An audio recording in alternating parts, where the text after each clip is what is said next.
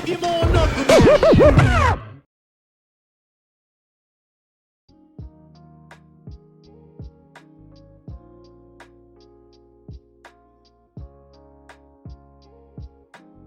Hello guys and welcome to If Life Were an Anime. Today, let's talk about Dorohedoro.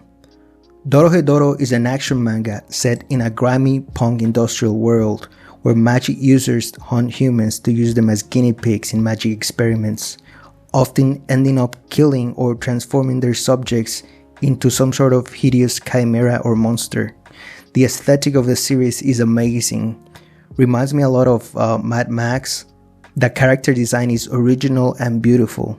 The series makes a great job of making you feel you are in there with the characters among all the dirt and violence. There have been too many good reviews of Dorohedoro already. I couldn't add much to that except to reiterate that both the manga and anime are well worth a watch.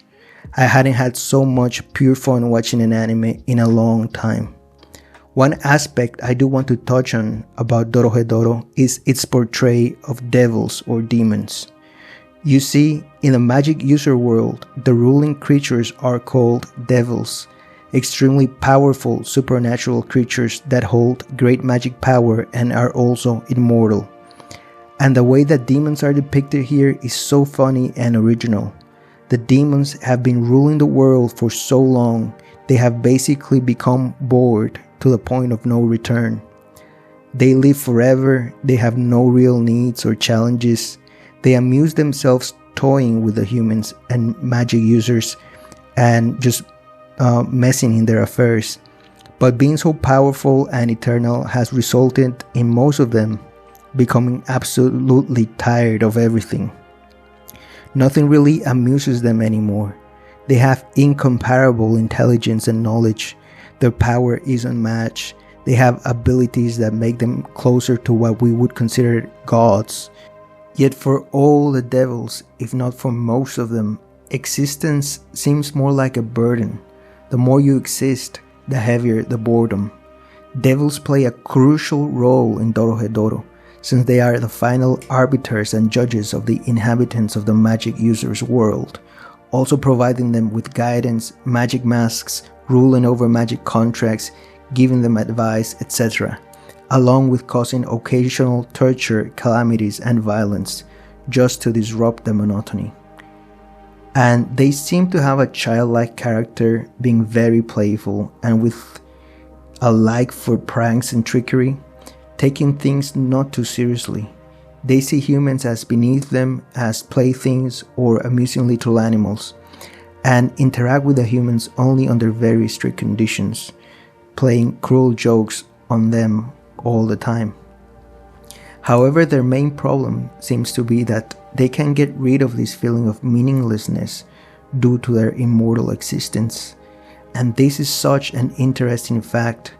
I have always thought of eternity that if it was truly experienced moment by moment, it would be nothing short of pure hell. A sort of relentless repetition. Can you imagine living 1,000 billion years? And yet, that is not 1% of eternity. After living that again for another billion times, I can see nothing but confusion, boredom, and almost a death-like state being the result. Humans are not meant to live forever. I used to be extremely afraid of death. Yet whenever I try to imagine eternity as a literal infinite current of progressing time, I cannot help but feel relieved that we must die. How memory would even work after, let's say, 10 million years? What would be worth remembering? If anything, we would have lived so many different things that our memory would be an unsolvable puzzle of confused timelines and experiences, leaving us in an eternal daze.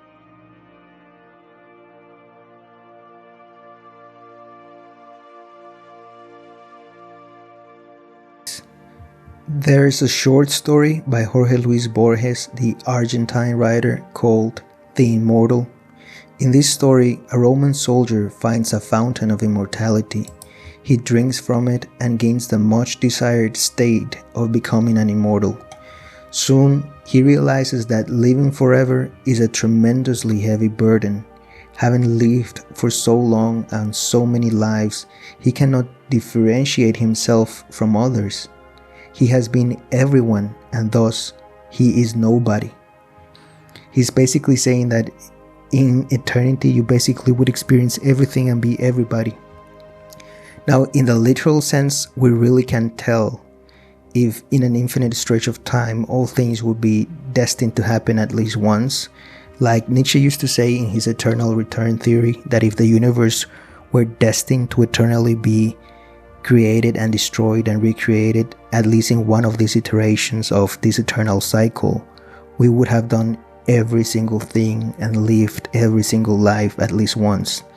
Yet this is a poetic recourse. We really don't know if in such a scenario having to live through everything would be a mathematical necessity. There is still a possibility that in having to experience eternity, we simply repeat the same few timelines over and over again forever. Another famous creature that also deals with the problem of eternal life are vampires. And I love the whole vampire lore. But have you noticed that in really good portrayal of vampires, whether in books, anime or movies, the really good ones always portray the vampires as bored, as jaded, as tired of pleasure and tired of living. And vampires have barely lived a few centuries or millennia at most. Endless pleasure then is nothing but endless pain in a way. Endless entertainment, nothing but endless boredom. And an eternal lack of challenges, nothing but hell. According to Schopenhauer, all happiness and satisfaction is a negative, that is, the mere suspending of desire and ceasing of a pain. What Schopenhauer is saying then is that what we call pleasure is really the ceasing of a pain. In order to experience pleasure, we first need a pain that needs to be satisfied, leaving us in a terrible predicament. For if what we seek only is pleasure for eternity, what are we saying then if not that we also seek eternal pain to be satisfied? And this is the predicament of the devil gods of Dorohedoro. If there is any pleasure worthy of being desired, in my opinion, that will be the satisfaction and elevation of others along with yourself, to share your joy, to see in the fulfillment and joy of others your own true satisfaction. But maybe how we picture eternity is wrong, and eternity is not an infinite flow of time, but somehow it is actually to exist out of time, without being subject to its forceful influence of change. Like observing fish in a pond while we are outside of the water. I think if eternity would even be an option, the only type that makes sense is one where we actually die and are able to reincarnate to be able to experience life anew with a fresh body and mind, where everything is new again. However, if I'm honest, I don't believe in eternity in any form. I accept that this is all we've got, a limited amount of time on earth, then back to unconsciousness. In fact, I don't even believe we stay the same unchanged during our lifetimes on earth. Who you were as a child is totally different of who you are as an adult. Some constants may remain, like habits or likes or dislikes, but in general, our own life is a constant process of change and becoming. Even from one night to the next morning, sometimes I feel like we're not really the same person, but a process, like a piece of music that exists only because it changes. So eternity is nothing but the obsession of tyrants and fearful men. that is to me nothing but a very cruel punishment. It's a desire to control that which must always flow. It is to go against life's will to be renewed. And I think that we need to thank whatever gods there may be for death. We should be grateful that evil people die and good people are able to leave something of the goodness in others. That in every death and every new life, there's a chance for change and a hope given to humanity for its salvation. I really wouldn't like to leave life yet. I wish we could all live in youth for at least a few thousand years, then exit the stage with a gracious bow to the audience. Unfortunately, when is our time to depart is always unknown to us. So let's make the best out of it. Going back to Dorohedoro, I would like to talk about the most powerful demon of all, which is called Kidaruma. There's a point in a story where he gets so absolutely bored that he decides to spice up his life and put an end to his boredom.